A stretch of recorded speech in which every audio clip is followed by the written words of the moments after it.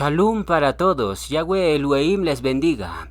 En este Shabbat de Akotz veremos un interesante tema, el juego de la vida y el misterio de los 7 días de la creación. Los que se pierdan este tema, se estarán perdiendo muchos secretos de Yahweh Elohim. Entonces, comencemos viendo la introducción. Antes de que Yahweh creara la tierra, Él tenía un plan para el planeta Tierra y ocultaría su plan en la semana de la creación. Ahí se encuentran todos los secretos de la redención. Pero antes de ver esos secretos, comencemos contestando la siguiente pregunta. ¿Por qué estamos aquí en la tierra? ¿De qué se trata? ¿Por qué vinimos al mundo? Y sobre todo la gente se pregunta, si existe un creador, ¿por qué creó el planeta Tierra? Y si Él nos ama tanto, ¿por qué creó al diablo? ¿Por qué puso un árbol envenenado en medio del jardín del Edén? ¿Acaso Elohim buscaba nuestro fracaso? Bueno, todas estas preguntas siempre han estado en la mente de las personas, pero hoy vamos a contestar todas esas preguntas. ¿Sabes cuál es la respuesta a todas esas preguntas? Es algo simple. Todo se trata de un juego. Es un juego. Escucha bien esto. ¿Recuerdas cuando eras joven o muchacho? ¿Qué hacías cuando te reunías con tus amigos? Alguien decía, juguemos un juego. Algunos jugaban Monopolio, otros jugaban a las escondidas, otros sacaban la pelota y decían, juguemos un partido de fútbol. Pero todos cuando éramos muchachos siempre jugamos. La pregunta es, ¿por qué hiciste eso? ¿Qué te hizo querer jugar un juego? Hay 2 razones simples. Número 1, estabas aburrido y no tenías nada que hacer. Y número 2, el juego era divertido. Había placer en ello. Es divertido competir en un juego para ver quién gana. E incluso si no tenías ganas de jugar, era divertido ver jugar a tus amigos. Y no había nada más emocionante que saber quién era el ganador. Y eso es exactamente lo que Yahweh hizo con su creación. Él creó un juego llamado el juego de la vida. Y creó este juego para ocuparse en ello y para deleitarse. Y Sheyá 46:10 nos dice que anunció lo por venir desde el principio y desde la antigüedad lo que aún no era hecho. Que digo, mi consejo permanecerá y haré todo lo que quiero. ¿Te das cuenta? Yahweh hace todo lo que Él quiere y creó el juego de la vida. Y este concepto de que la vida es un juego se encuentra codificado en varios versos. Shaulo tuvo esa revelación, por eso escribió lo siguiente. Primera de Corintios 9:24 nos dice, ¿no sabéis que los que corren en el estadio, quienes corren en el estadio? Son los deportistas o atletas. Ellos son jugadores que juegan el juego del atletismo. Entonces dice, ¿no sabéis que los que corren en el estadio todos a la verdad corren, pero uno solo se lleva el premio? Corred de tal manera que lo obtengáis. ¿Se dan cuenta? Nuestra salvación es un juego. La vida del hombre es un juego. Y el siguiente verso revela más detalles de este juego. Yahshua dijo en Lucas 15:10, así os digo, que hay gozo delante de los malaquín de Yahweh por un pecador que se arrepiente. Esto es una descripción de lo que ocurre en el estadio de fútbol. ¿Alguna vez has saltado de alegría cuando uno de tus jugadores favoritos mete un gol? Bueno, eso es exactamente lo que siente Yahweh y los malaquín cuando un transgresor se arrepiente de sus pecados. Es decir, cada vez que tomas buenas decisiones para el reino. Yahweh y los Malaquín se emocionan en los cielos. Ellos quieren que ganes el juego de la vida. Escucha bien esto. El Tanaj dice que los humanos fuimos creados a imagen y semejanza de Yahweh. Y como Yahweh ama y creó el juego de la vida, entonces es natural que a nosotros nos guste los juegos. Y ahora entiendo por qué cuando estaba en la universidad me gustaba un videojuego de guerra y lo jugaba totalmente emocionado. Los juegos están grabados en nuestro ADN. ¿Qué es lo que hace un niño desde pequeño? ¿Qué es lo que más quiere? Jugar. Eso se encuentra en su ADN, porque Yahweh puso el juego en todo ser humano. Por eso los juegos llaman mucho la atención. ¿Quién no ha jugado en su celular o laptop? Los juegos están conectados a nuestra alma. Y como Yahweh ama los juegos, entonces nosotros también. Ahora bien, aquí se va a poner un poco más interesante el tema. ¿Cuántas características tiene un juego? Tiene 6 características y eso se aplica al juego de la vida. Vamos a enumerarlos. Número 1, el campo de juego. Número 2, los jugadores. Número 3, las normas. Número 4, los entrenadores. Número 5, el reloj. Y número 6, el manual. Esas cosas están contenidos en el juego de la vida de Yahweh. Vamos a desglosar cada punto, porque tiene una riqueza increíble. Característica número 1, el campo de juego. En el juego de la vida, ¿dónde está el campo de juego? Es muy simple, es el planeta Tierra. Y ahora entiendes por qué Yahweh creó la Tierra. Escucha esto con atención. No existe ningún lugar en la Tierra donde puedas escapar para evitar jugar el juego de la vida.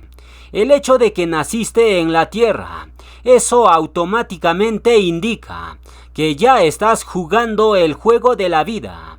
En simples palabras, no tienes otra opción que jugar el juego de la vida. Característica número 2 del juego, los jugadores. ¿Quiénes son los jugadores del juego de la vida? Somos nosotros, la humanidad. Yahweh creó a Adán y Hawa y a todos sus hijos para jugar. Y como en todo juego, siempre hay un ganador y un perdedor. La pregunta es, ¿qué va a suceder si una persona pierde el juego de la vida? Bueno, es algo simple, es lanzado al lago de fuego. Pero si ganas el juego de la vida, entonces te conviertes en rey y Cohen de Yahweh y Yahshua. Revelaciones 2:26 nos dice, al que venciere y guardare mis obras hasta el fin, yo le daré autoridad sobre las naciones. A los que ganen el juego de la vida, Yahshua los llama los vencedores. Esa frase es netamente del fútbol. Y el fútbol es una representación perfecta de la guerra. Por eso llama mucho la atención. El fútbol es el deporte rey y por ende, en el fútbol está plasmado muchos misterios escondidos de Yahweh. Por ejemplo, al equipo ganador de la final de un torneo de fútbol lo llaman los vencedores. Ellos reciben la copa física, pero nosotros recibiremos la copa de la salvación. Por eso el rey David dijo, tomaré la copa de la salvación e invocaré el nombre de Yahweh. Taelim 116:13. ¿Se dan cuenta? El rey David tenía el pensar de un futbolista, porque tenía la mente de un ganador. La copa de oro es el premio para el equipo vencedor, y eso se entrega en la final del partido. Pero en nuestro caso, esa copa no es física, sino a Reuhim. Yeshua nos entregará la copa de la salvación en aquel gran día final, cuando hayamos vencido al diablo, cuando le hayamos metido un gol olímpico. Característica número 3 del juego de la vida: las normas o reglas. ¿Cuáles son las reglas del juego de la vida? Bueno, ¿qué número aparece en la camiseta de ese jugador? Aparece el número 10, y ese número era dado al jugador más talentoso de la cancha. Y curiosamente, Yahweh tiene 10 mandatos en su Torá, es decir, los 10 mandatos son las reglas del juego de la vida. Estos 10 mandatos son instrucciones de cómo jugar el juego de la vida. Aquellos que vivan de acuerdo a estas instrucciones ganarán el juego. Y aquí viene un dato clave. ¿Cuántos jugadores juegan en el fútbol? Juegan 10 jugadores más un portero o arquero. Es decir, el fútbol es un juego que representa perfectamente el juego de la vida. Y en el fútbol existen las tarjetas amarillas y las tarjetas rojas. Y eso existe también en el juego de la vida. Por ejemplo, cuando un jugador comete una falta, entonces viene el árbitro y le saca tarjeta amarilla, que es una amonestación no tan grave. Se le permite seguir jugando al jugador, pero si ese jugador comete otra falta, entonces el árbitro saca la tarjeta roja y el jugador es expulsado del partido. Y lo mismo sucede en el juego de la vida. Si un jugador, el creyente, comete una falta, Yahweh le da una segunda oportunidad. Pero si ese creyente insiste con rebelarse y quebranta los mandatos, entonces Yahweh el Padre, que es el árbitro, le saca la tarjeta roja y lo expulsa del partido, y tendrá que pagar las consecuencias de sus actos. Entonces, el fútbol es una representación perfecta del juego de la vida. Característica número 4 del juego: los entrenadores. ¿Quiénes son los entrenadores en el juego de la vida? Es algo simple. Yeshua es el entrenador del equipo del bien y Lucifer es el entrenador del equipo del mal. En otras palabras, cualquier persona de la tierra obligatoriamente está jugando en uno de estos dos equipos. ¿En qué equipo está jugando usted? Es muy fácil de saberlo. Si usted está quebrantando los 10 mandatos, entonces automáticamente estás jugando en el equipo del diablo. Característica número 5 del juego de la vida: el reloj de juego. ¿Dónde está el reloj de juego? Bueno, son los 6000 años que Yahweh estableció desde la creación de Adán. Y cuando llegue el año 6000, eso marca el tiempo final del partido. Todo juego tiene un tiempo, y en caso del fútbol, son 2 mitades de 45 minutos. Pero en caso del juego de la vida, Yahweh dividió esos 6000 años en 6 periodos de 1000 años cada uno. Y cuando llegue el año 6000, entonces hay un tiempo extra de 1000 años, y eso también se encuentra en el fútbol, porque siempre el árbitro da tiempo adicional. Entonces, el juego de la vida dura en total 7000 años, y después de eso, cada persona recibe su pago. Si hizo jugadas equivocadas, entonces se le castiga, y en el peor de los casos, es lanzado al lago de fuego. Finalmente, característica número 6 del juego de la vida: el manual de juego. ¿Cuál es el manual de juego? Es la escritura, el Tanaj y el Brit Hadashah. La escritura contiene toda la información para el juego de la vida. Describe el campo de juego, los jugadores, las reglas, los entrenadores y el tiempo del partido. Todo está en la escritura. Entonces, volvamos a la pregunta inicial. ¿Por qué estamos aquí en la tierra? ¿Por qué Yahweh creó al diablo? ¿Por qué permitió que Adán cayera? Bueno, todas esas preguntas pueden fácilmente responderse cuando entiendes el juego de la vida de Yahweh. Todo esto se trata de un juego. Todos estamos jugando. Lo quieras aceptar o no, todos estamos jugando. Y ganar o perder va a tener implicaciones perpetuas. Aquí en la tierra se decide qué lugar ocuparás en el cielo. Si eres un vencedor, entonces tu premio es convertirte en rey y Cohen de Yahweh y Yahshua. Pero si pierdes, entonces el lago de fuego te está esperando.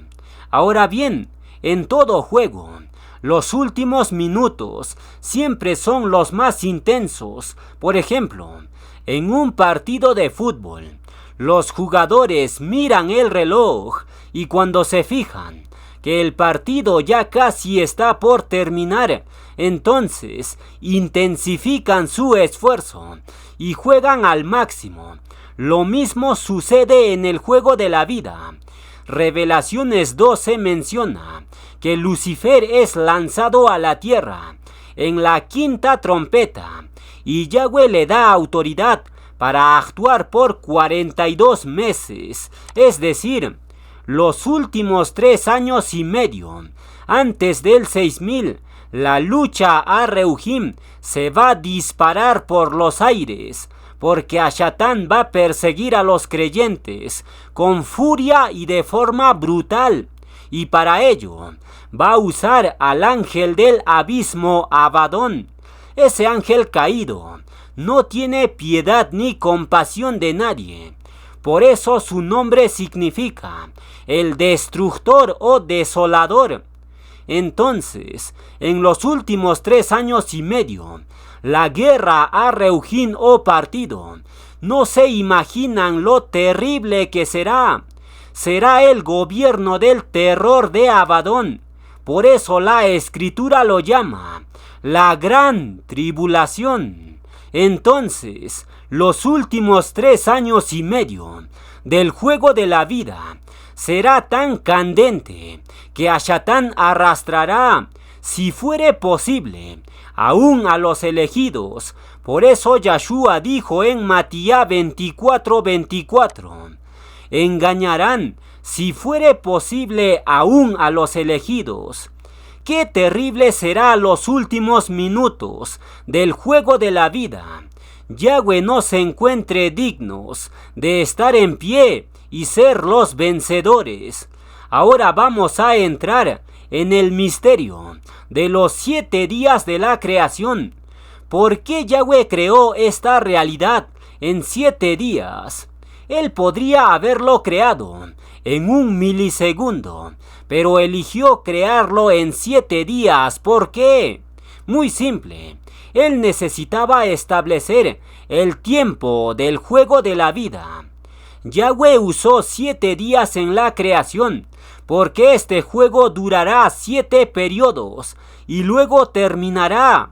Echemos un vistazo a esos 7 días de la creación, porque se encuentran muchos secretos escondidos. Comencemos por el primer día de la creación. Bereshit 1 del 1 al 5 nos dice: en el principio creó Elohim los cielos y la tierra estaba desordenada y vacía, y las tinieblas estaban sobre la faz del abismo, y el Reuj de Elohim se movía sobre la faz de las aguas, y dijo Elohim, sea la luz, y fue la luz. Y vio Elohim que la luz era buena, y separó Elohim la luz de las tinieblas, y llamó Elohim a la luz día, y a las tinieblas llamó noche, y fue la tarde y la mañana un día. Entonces, ¿cuál es la profecía oculta en estas palabras? Es la frase: Elohim separó la luz de las tinieblas.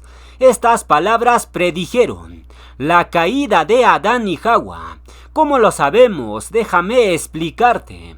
Fíjense que en el relato, Yahweh llama a la luz buena, es decir, lo contrario es malo. Es como decir, las tinieblas son malvadas. Y de hecho, a lo largo de las escrituras, Yahweh confirmó que la luz era buena, pero las tinieblas eran malas. Por ejemplo, Yohanan 3:19 nos dice: y esta es la condenación, que la luz vino al mundo, y los hombres amaron más las tinieblas que la luz, porque sus obras eran malas. ¿Se dan cuenta? Yahshua dice claramente que las tinieblas son malas. Por ende, cuando Bereshit dice: Yahweh separó la luz de las tinieblas, lo que eso significa es que Yahweh estaba profetizando que el bien y el mal se iban a separar o dividir durante el primer milenio, porque 1000 años para Yahweh es como un día. Taelim 94 y segunda de Kefas 3:8. Esa profecía de separación se cumplió exactamente, porque Adán y Hawa pecaron en el primer milenio y murieron en ese mismo día, es decir, murieron en ese mismo milenio. En el momento que Adán y Hawa caen, ellos se dan cuenta de lo bueno y lo malo, es decir, hacen separación entre el bien y el mal. Pero antes de eso, ellos no podían hacer separación entre lo bueno y lo malo, porque todavía no habían transgredido. Por tanto, el primer día de la creación profetizó la caída de Adán y Hawa. Yahweh lo codificó desde el propio Bereshit. Ahora bien, por causa de la transgresión, la opción de perder el juego de la vida se volvió fuego encendido. ¿Por qué Yahweh pondría un árbol envenenado en medio del jardín? ¿Querría acaso el fracaso de la humanidad? Claro que no. Entonces, ¿por qué lo puso? Muy simple, para que la humanidad tuviera la opción de perder o ganar el juego de la vida. Vuelvo y te lo repito, todo esto se trata de un juego, pierdes o ganas. Ahora pasemos al segundo día de la creación. En este día también se encuentran muchos misterios. En este día se encuentra codificado el diluvio de Noé, que ocurrió en el año 1656. La pregunta es, ¿por qué Yahweh querría profetizar esto en el segundo día de la creación? Muy simple, porque la historia de Noé y el diluvio es una parábola profética de la segunda venida de Yahshua. Entonces, leamos la narrativa del segundo día de la creación para descubrir estos secretos. Bereshit 1, del 6 al 8 nos dice: luego dijo Elohim: haya expansión en medio de las aguas, y separe las aguas de las aguas. E hizo Elohim la expansión, y separó las aguas que estaban debajo de la expansión de las aguas que estaban sobre la expansión. Y fue así. Y llamó Elohim a la expansión cielos, y fue la tarde y la mañana el día segundo. ¿Han notado algo en este verso? Se menciona muchas veces las aguas. En total se mencionan 5 veces. Eso no es casualidad. Entonces, ¿cuáles son las palabras proféticas que predicen el diluvio de Noé? Es la frase: haya expansión o cielo en medio de las aguas. Estas palabras profetizaron el diluvio. ¿Cómo lo sabemos? Muy simple. En el momento que Yahweh dice estas palabras, la tierra seca, no existía todavía, sino que solo había agua arriba y agua abajo. Es decir, toda la tierra estaba inundado con agua. No había porción seca. Y eso es exactamente lo que sucedió en el diluvio. Las aguas crecieron y taparon los montes 15 codos más arriba. El número 15 es múltiplo de 5. Y curiosamente en el segundo día de la creación se menciona las aguas 5 veces. ¿Simple casualidad? Claro que no. Yahweh lo tiene codificado todo en su palabra. Entonces, claramente se puede ver que en el segundo día de la creación, Yahweh profetizó el diluvio en los tiempos de Noé. En la historia de Noé se encuentran muchos misterios de Yahweh, pero eso lo veremos en Yom Teruah. Por ahora vamos a continuar con el tercer día de la creación. ¿Qué profetizó Yahweh para el tercer milenio? Profetizó la separación del Mar Rojo. En esta historia Moshe extendió los brazos y el Mar Rojo se abrió en dos y los Yasharelim cruzaron rumbo a la tierra prometida. La pregunta es, ¿por qué Yahweh querría profetizar algo así en el tercer día de la creación? Bueno, es algo simple. El hecho de que Moshe extendiera los brazos era una profecía de la muerte de Yahshua, que murió con los brazos extendidos. Esa acción nos abrió camino hacia la tierra prometida. Entonces, leamos el relato del tercer día de la creación para descubrir sus secretos. Bereshit 1 del 9 al 13 nos dice: dijo también Elohim, júntense las aguas que están debajo de los cielos en un lugar, y descúbrase lo seco. Y fue así, y llamó Elohim a lo seco tierra, y a la reunión de las aguas llamó mares, y vio Elohim que era bueno. Después dijo Elohim, produzca la tierra hierba verde, hierba que dé semilla, árbol de fruto que dé fruto según su género, que su semilla esté en él sobre la tierra. Y fue así. Produjo pues la tierra hierba verde, hierba que da semilla según su naturaleza, y árbol que da fruto, cuya semilla está en él según su género. Y vio Elohim que era bueno, y fue la tarde y la mañana el día tercero. Entonces, ¿dónde está la profecía? Es la frase: júntense las aguas que están debajo del cielo en un solo lugar y descúbrase lo seco. Eso es la clave. Descúbrase lo seco. Eso es exactamente lo que sucedió en la apertura del Mar Rojo. Moshe extendió los brazos y las aguas se juntaron y se descubrió lo seco. Y por esa tierra seca los Yasharelim cruzaron rumbo a la tierra prometida. ¿Se dan cuenta cómo Yahweh lo había profetizado en el tercer día de la creación? Shemut 14:21 nos dice: y extendió Moshe su mano sobre el mar, e hizo Yahweh que el mar se retirase por recio viento oriental toda aquella noche, y volvió el mar en seco, y las aguas quedaron divididas.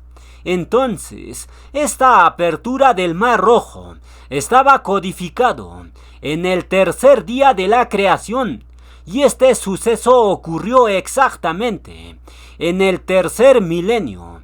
Más precisamente ocurrió en el año 2513, que corresponde al tercer milenio. El año turático del Éxodo fue el 2513. Eso ya lo demostramos en las enseñanzas del tiempo de Yahweh.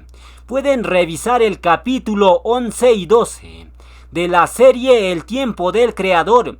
Entonces, el Éxodo ocurrió el año 2513 turático. y ese año corresponde al tercer milenio. Y ahí ocurrió la apertura del Mar Rojo, algo que Yahweh ya lo había profetizado en el tercer día de la creación. Ahora bien, ¿por qué la apertura del Mar Rojo era el evento más grande que Yahweh había planeado para el tercer milenio? Es muy simple. La separación del Mar Rojo es una figura del segundo éxodo, que sería mucho más grande que el primero. Y ese segundo éxodo es por los méritos de Yahshua, que extendió sus brazos en la estaca, así como Moshe extendió sus brazos para partir el mar en dos. ¿Por qué en dos? Dos éxodos, dos salidas de Egipto. Y el segundo éxodo será un evento tan grande que el primer éxodo nunca más vendrá al pensar, sino que todos jurarán diciendo: vive Yahweh, que hizo subir a los hijos de Yasharel de la tierra del norte Babilonia, y de todas las tierras a donde los había arrojado. Oíd palabra de Yahweh, oh naciones, y hacedlo saber en las costas que están lejos, y decid: el que esparció a Yasharel lo reunirá y lo guardará, como el pastor a su rebaño.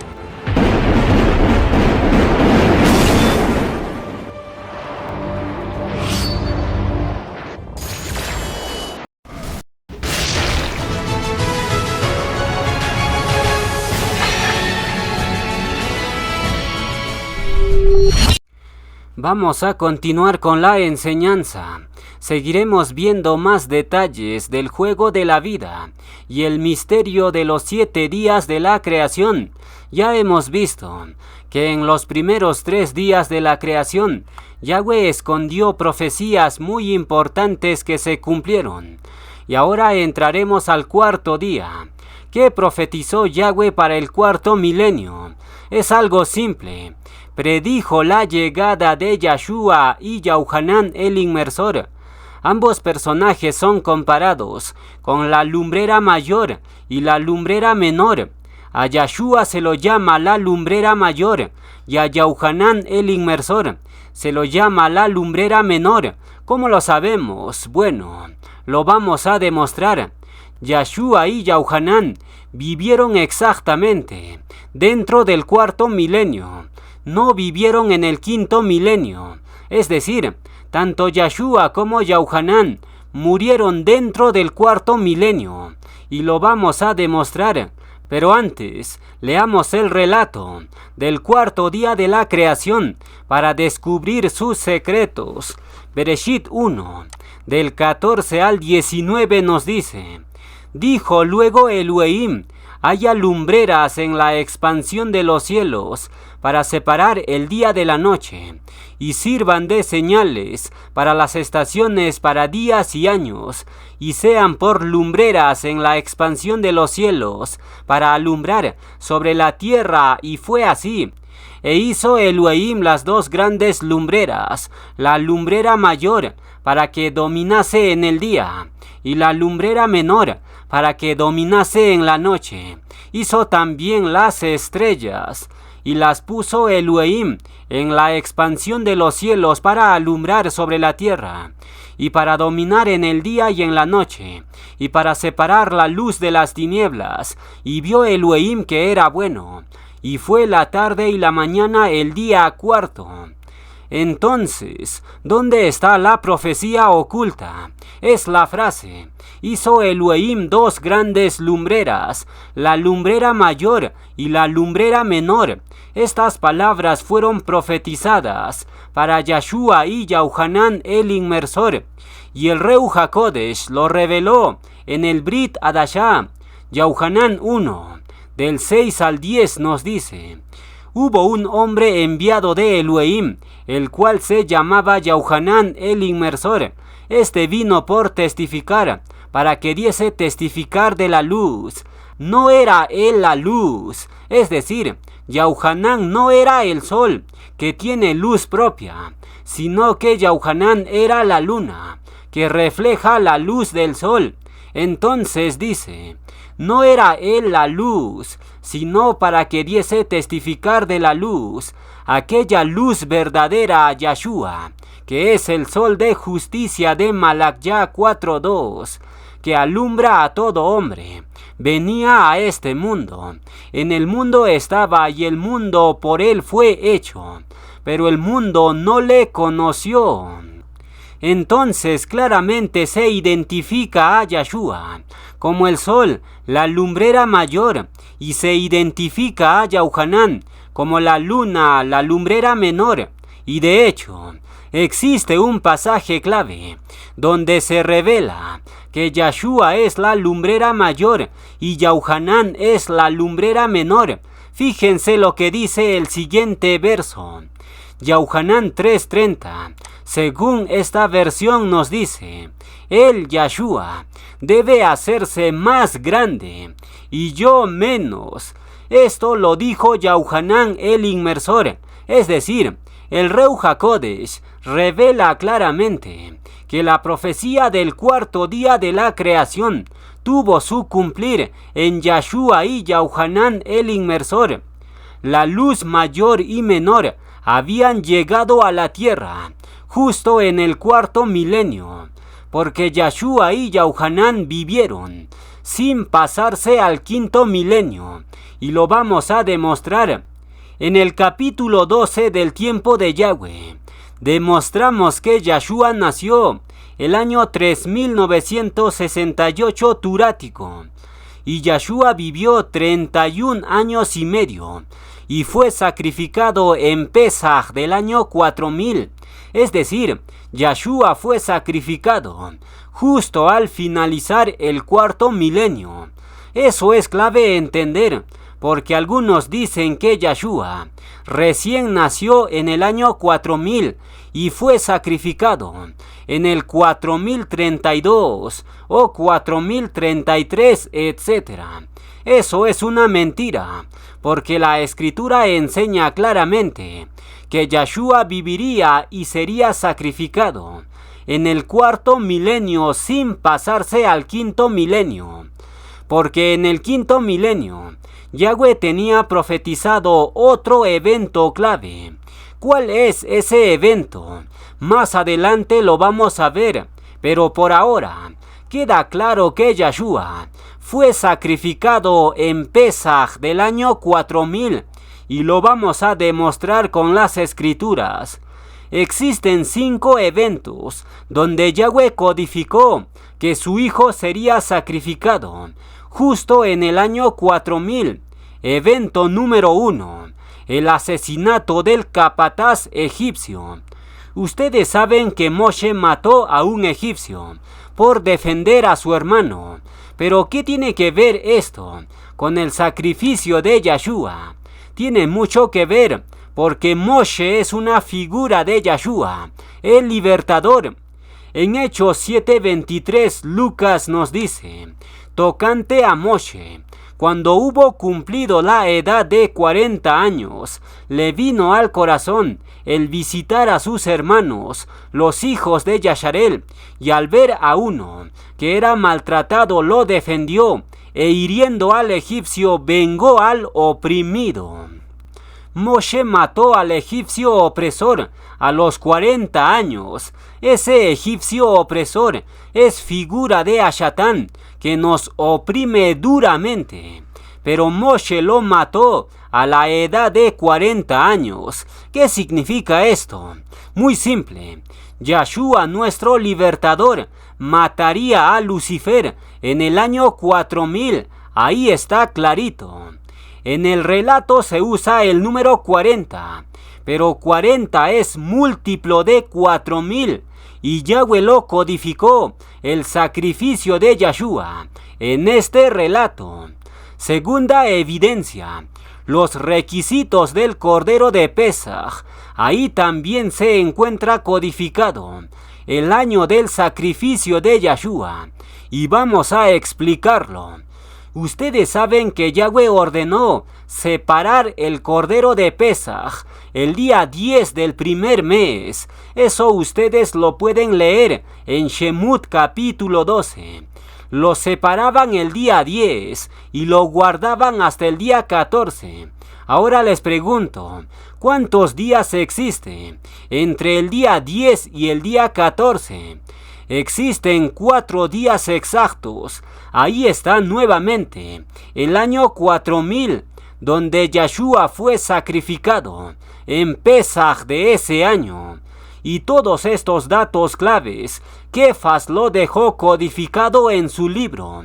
Primera de Kefas 1:18 nos dice: fuiste redimido con la sangre preciosa de Mashiach, un cordero sin mancha ni defecto.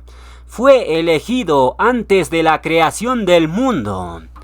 Yeshua fue apartado como cordero antes de la fundación del mundo. Y según Shemut capítulo 12, el cordero de Pesaj se apartaba el día 10 y lo tenían que guardar por 4 días y después se sacrificaba. Es decir, Yeshua cumplió perfectamente la Torá, porque él fue apartado como cordero desde antes de la creación del mundo, y por 4000 años Yahweh lo tenía guardado. Pero en Pesaj del año 4000, finalmente Yeshua es sacrificado por nosotros. Por tanto, eso es otra evidencia de mucho peso que indica que Yeshua fue sacrificado justo el año 4000, no antes ni después. Tercera evidencia, la historia de Sansón. En ese evento también se encuentra codificado lo mismo. Sansón era una figura de Yeshua, porque Sansón nació para liberar de la opresión filistea. Y además de esto, el nacer de Sansón fue sobrenatural, así como Yeshua. Y luego Sansón fue traicionado por dinero. Y en su escena final de liberación, Sansón muere con los brazos extendidos sobre los pilares. Eso es completamente profético, porque Yeshua murió con los brazos extendidos en la estaca. Entonces, Sansón era una figura de Yeshua. Y aquí les presento la escena profética. Jueces 13:1 nos dice: los hijos de Yasharel volvieron a hacer lo malo ante los ojos de Yahweh, y Yahweh los entregó, los vendió en mano de los filisteos por 40 años. Esta es la introducción a la historia de Sansón, y fíjense que aparece el número 40. Se menciona que los Yasharelim estaban cautivos o esclavizados por 40 años. ¿Qué significa eso? Muy simple, la humanidad estaría cautivo o esclavizado por la transgresión durante 4000 años, pero justo el año 4000, Yeshua rompe el yugo de esclavitud y ahora somos libres en Yeshua. Es increíble cómo Yahweh lo tiene codificado todo en su palabra. Cuarta evidencia, las dimensiones del altar del templo. En este caso, es más evidente todavía que Yeshua efectivamente fue sacrificado el año 4000. Leamos el texto escritural. Segunda de Crónicas 4:1 nos dice: hizo además un altar de bronce de 20 codos de longitud, 20 codos de anchura y 10 codos de altura. Si multiplicamos estos 3 datos numéricos del altar, tenemos 20 por 20 por 10 es igual a 4000 codos cúbicos. Ahí tienen el volumen total o pleno del altar de bronce. ¿Y a quién representa ese altar de bronce? Representa a Yeshua, que fue sacrificado en Pesaj del año 4000. Yahweh lo tiene codificado todo. Y finalmente, evidencia número 5, la resurrección de Lázaro. Este milagro Yeshua lo hizo poco antes de su sacrificio. Es decir, en este relato se encuentra escondido el año exacto del sacrificio de Yeshua. Leamos el texto escritural. Yahuanán 11:39 nos dice: dijo Yahshua, quitad la piedra. Marta, la hermana del que había muerto, le dijo: Adón, hiede ya, porque es de 4 días. ¿Se dan cuenta? Ahí está otra vez el número 4000. Y el hecho de que Lázaro estuvo muerto 4 días indica claramente que la humanidad estuvo muerto en delitos y transgresiones, pero en el 4º día, 4º milenio, Yahshua apareció en Pesaj y su sacrificio nos resucitó a todos de la muerte.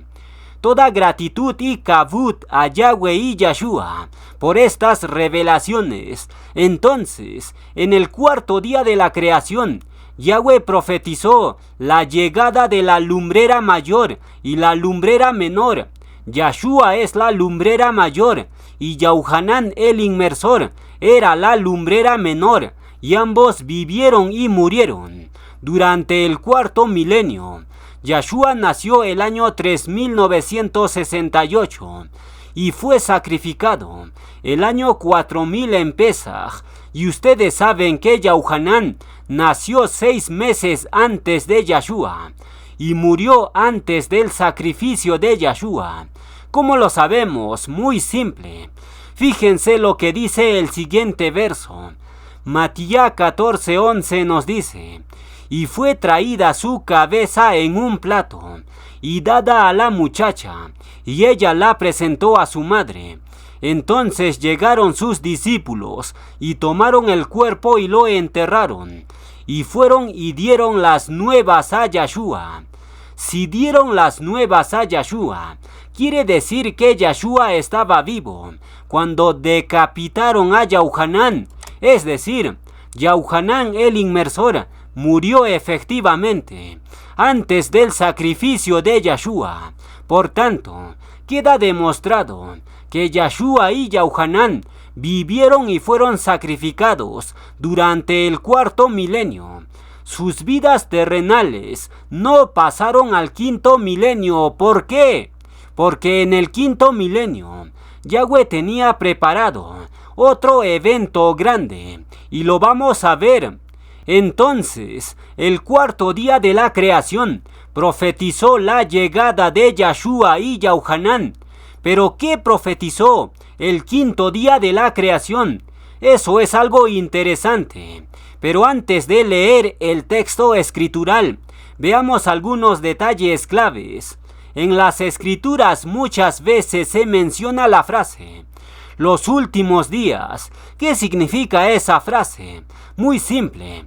Esa frase habla del 5º y 6º día de la creación, es decir, habla del 5º y 6º milenio.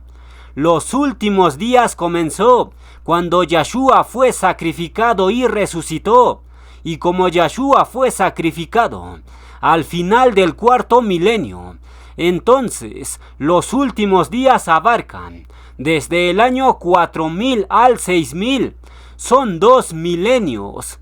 Entonces, ¿qué profetizó Yahweh en el 5º día de la creación? Profetizó el derramar del Ruach HaKodesh en Shavuot. Ese es el evento más grande que ocurrió en el 5º milenio. Y vamos a leer el texto escritural para profundizar en esto. Bereshit 1, del 20 al 23 nos dice: dijo Elohim, produzcan las aguas seres vivientes y aves que vuelen sobre la tierra, en la abierta expansión de los cielos. Y creó Elohim los grandes monstruos marinos y todo ser viviente que se mueve, que las aguas produjeron según su género, y toda ave alada según su especie. Y vio Elohim que era bueno, y Elohim los bendijo diciendo: fructificad y multiplicaos, y llenad las aguas en los mares, y multiplíquense las aves en la tierra. Y fue la tarde y la mañana el día 5º. Entonces, ¿dónde está la profecía oculta?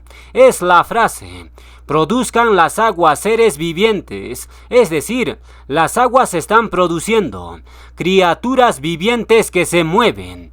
¿Qué significa eso? Eso tiene una conexión profunda con lo que pasó en Shavuot. ¿Qué sucedió en Shavuot? El Ruach HaKodesh se derramó como agua. Y en el quinto día de la creación, las aguas están produciendo seres vivientes. Lo que eso significa es que el Ruach HaKodesh es comparado con el agua. Y lo vamos a demostrar. Yohanan 7:37 nos dice: en el último y gran día de la fiesta, Yahshua se puso en pie y alzó la voz diciendo: si alguno tiene sed, venga a mí y beba. El que cree en mí, como dice la Escritura, de su interior correrán ríos de agua viva. Esto dijo del Ruach, ahí está la clave. Esto dijo del Ruach, que habían de recibir los que creyesen en él, pues aún no había venido el Ruach HaKodesh, porque Yahshua no había sido aún exaltado. ¿Se dan cuenta? El Ruach HaKodesh es comparado con el agua, y ahora se entiende mucho mejor por qué en el quinto día de la creación las aguas estaban produciendo seres vivientes. Eso era algo profético de lo que pasaría en Shavuot durante el quinto milenio. Y así fue. Yahshua murió y resucitó al finalizar el cuarto milenio. Y justo cuando estaba iniciando el quinto milenio, Yahweh derrama el Ruach HaKodesh como agua, dando cumplir de esta forma a la profecía del quinto día de la creación. Es increíble cómo Yahweh lo había anunciado desde el principio. Todo está codificado en Bereshit. Por eso Yahweh dijo en Ishaya 46:10 que anunció lo por venir desde el principio Bereshit y desde la antigüedad lo que aún no era hecho. Entonces, en el quinto milenio, el Ruach HaKodesh, el agua, produjo abundantes seres vivientes, y esos seres vivientes fueron esos 120 discípulos que estaban en el aposento alto. Y luego cuando Kefas proclamó la palabra, 3,000 personas fueron vivificados por el Ruach y se convirtieron a Yahshua. Y más tarde se añadieron 5,000 personas, y así sucesivamente. El Ruach HaKodesh estaba dando vida a muchas criaturas. ¿Y qué es lo que dijo Yahshua? Proclamen la palabra a toda criatura. Marcos 16:15. Es decir, los que reciban la palabra, reciben el Ruach HaKodesh y por ende, reciben vida abundante. Y esa vida abundante tendrá su clímax, ¿dónde? En el reino de Yahweh y Yahshua. Entonces, la profecía del quinto día de la creación, el agua dando vida abundante a la criatura, no solo se cumplió en Shavuot, sino que se ha ido cumpliendo a lo largo del quinto milenio. Y en nuestros días, el Ruach HaKodesh sigue dando vida a las criaturas. Y cuando Yahweh envíe la lluvia tardía, entonces todos seremos llenos del Ruach y se cumplirá a cabalidad la profecía de Joel. Esto es lo que dijo Kefas en Shavuot, Hechos 2:16. Mas esto es lo dicho por el profeta Joel. Y en los últimos días, dice Elohim, derramaré de mi Ruach sobre toda carne, y vuestros hijos y vuestras hijas profetizarán, vuestros jóvenes verán visiones, y vuestros ancianos soñarán sueños. Esto ocurrió poco después que Yahshua ascendiera a los cielos. Y fíjense que Kefas menciona los últimos días, es decir, los últimos días comenzaron hace 2000 años atrás, porque los últimos días corresponden al quinto y sexto milenio. Y ahora se entiende mucho mejor por qué Yahweh creó seres vivientes solo en los días quinto y sexto de la creación. en los días 1 al 4 no hubo criaturas vivientes, pero en el día 5 aparecen los peces y las aves, y en el día 6 aparecen las bestias de la tierra y el hombre. Eso es completamente profético, porque el Ruach HaKodesh comenzó a dar vida a las criaturas a partir del 5º milenio en adelante. ¿No es esto maravilloso? Ahora pasemos al 6º día de la creación. ¿Qué profetizó Yahweh para el 6º milenio? Bueno, el mayor evento que Yahweh profetizó para el 6º milenio es la aparición de la bestia. ¿Cuál bestia? El ángel del abismo, que poseerá al hijo de perdición. Yahweh profetizó en el 6º día la aparición de Abadón y su gobierno de 42 meses. Entonces, leamos el relato escritural del 6º día de la creación para descubrir esos secretos. Bereshit 1, del 24 al 31 nos dice: Luego dijo Elohim, produzca la tierra seres vivientes según su género, bestias y serpientes, y animales de la tierra según su especie. Y fue así, e hizo Elohim animales de la tierra según su género, y ganado según su género, y todo animal que se arrastra sobre la tierra según su especie. Y vio Elohim que era bueno. Entonces dijo Elohim: hagamos al hombre a nuestra imagen, conforme a nuestra semejanza, y domine en los peces del mar, en las aves de los cielos, en las bestias, en toda la tierra, y en todo animal que se arrastra sobre la tierra. Y creó Elohim al hombre a su imagen. A imagen de Elohim lo creó, varón y hembra los creó. Y vio Elohim todo lo que había hecho, y he aquí que era bueno en gran manera. Y fue la tarde y la mañana el día 6º. Entonces, ¿dónde está el mensaje profético en todo esto? Está en 3 lugares principales, en la palabra bestia y la palabra imagen. Esas 2 palabras se mencionan en Revelaciones. En Revelaciones 13 se menciona a la bestia Abadón y su imagen. Y la tercera palabra clave es hombre. Y sabemos por las escrituras que Abadón va a poseer el cuerpo de un hombre. ¿Quién es ese hombre? El hijo de perdición, también conocido como Antimashiach. ¿Cómo sabemos que Abadón va a poseer al Antimashiach? Muy simple. Fíjense lo que dice el siguiente verso.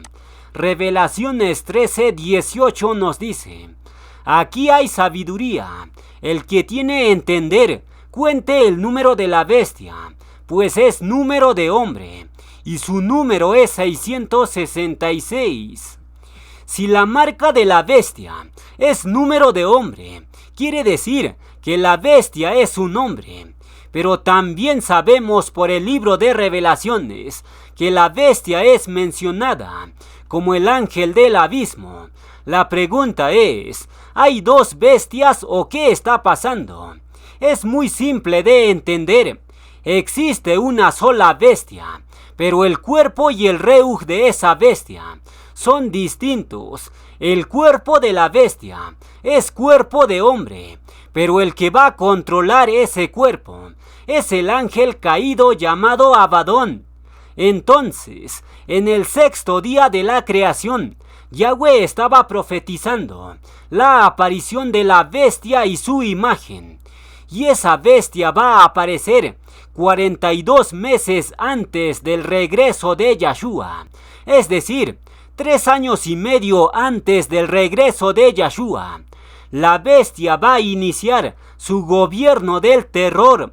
Ahora bien, Yahweh le dio vida a su imagen el hombre en el 6º día de la creación, y la bestia Abadón va a hacer lo mismo. Abadón le infunde aliento a su propia imagen justo al finalizar el 6º milenio. Y todo esto Yahweh ya lo anunció desde el principio. Entonces, para finalizar, hagamos un resumen rápido de los 6 días de la creación.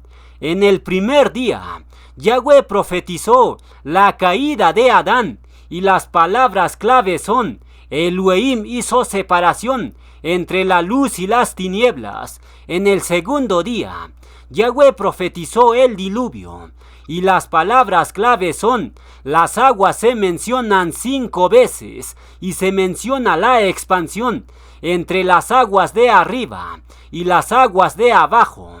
En el tercer día, Yahweh profetizó la apertura del Mar Rojo y las palabras claves son: descúbrase lo seco.